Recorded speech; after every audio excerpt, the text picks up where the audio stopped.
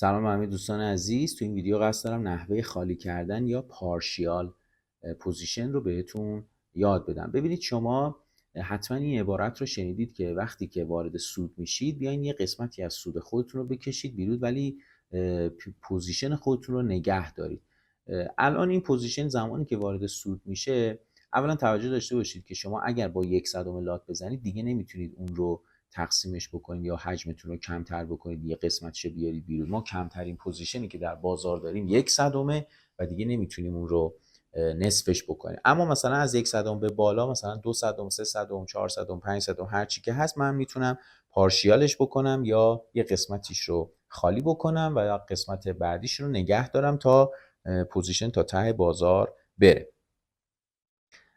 الان کاری نداریم که توی سود هست یا توی ضرر. من الان 5/100 دارم. فکر کنید که مثلا این پوزیشن تا $1 سود رفته. من میخوام مثلا اندازه 2/100 رو خالی بکنم. روش میزنم، روی کلوز پوزیشن میزنم. اون قسمتی هست که حجم رو مشخص میکنیم. اینجا من مثلا میزنم 2/100. خب یه مقداری مثلا روی دونه از این استاپ ها که کلیک بکنم، در واقع اون پایین هست که زرد رنگ هست نوشته close by 2/100. یعنی من از این پوزیشنی که در واقع 5/100 بای شده میخوام 2/100 رو چیکار بکنم؟ خروج بکنم، در واقع بکشم بیرون. الان میزنم، چه اتفاقی میفته؟ پوزیشن من که 5/100 شد الان 3/100 شد.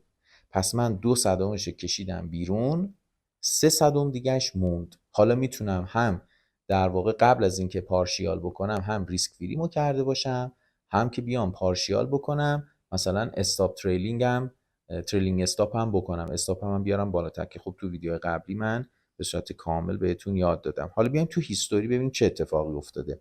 اون پایین پوزیشن من رو نوشته یورو به AUD بای 2/100-5/100. این داره به اینگه که شما پوزیشن 5/100 بوده، 2/100 خالی کردی، این سود رو مثلا حالا 6 سنت رو به شما داده. حالا کاری به عدد سودمون نداره. اگر من بالا روی گزینه دیلز بزنم، با جزئیات بیشتر بهم نشون میده. میگه که اون پایین نگاه کنید، دو تا گزینه آخر، دو تا معامله آخر، یعنی یه دونه یورو AUD بای این و پایینش که سل اوته. میگه که شما در نقطه 1.6634 با 5/100 در یورو AUD وارد شدی.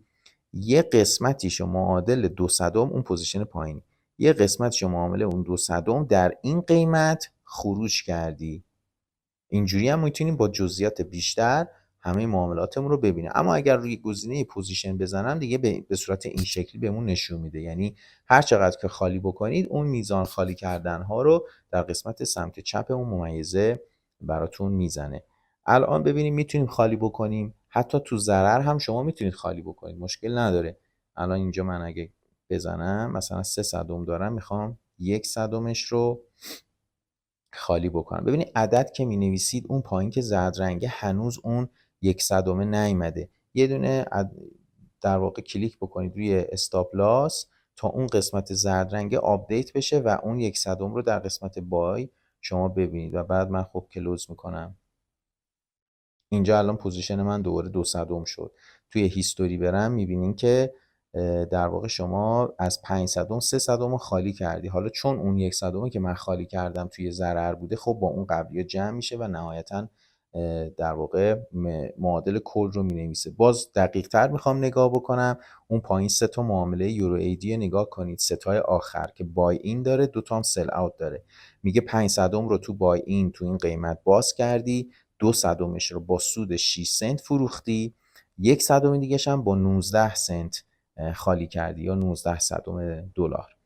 پس ببینید چقدر به صورت دقیق اینا رو بهتون نشون میده که شما میتونید کامل همه تراکنش‌های معاملاتیتون رو ببینید. این هم میشه نحوه پارشیال کردن پوزیشن یا خالی کردن، یا در واقع میگن قسمتی از سود رو کشیدن بیرون. هر سه این مورد رو اصطلاح رو به کار میبرن راجع به این قضیه.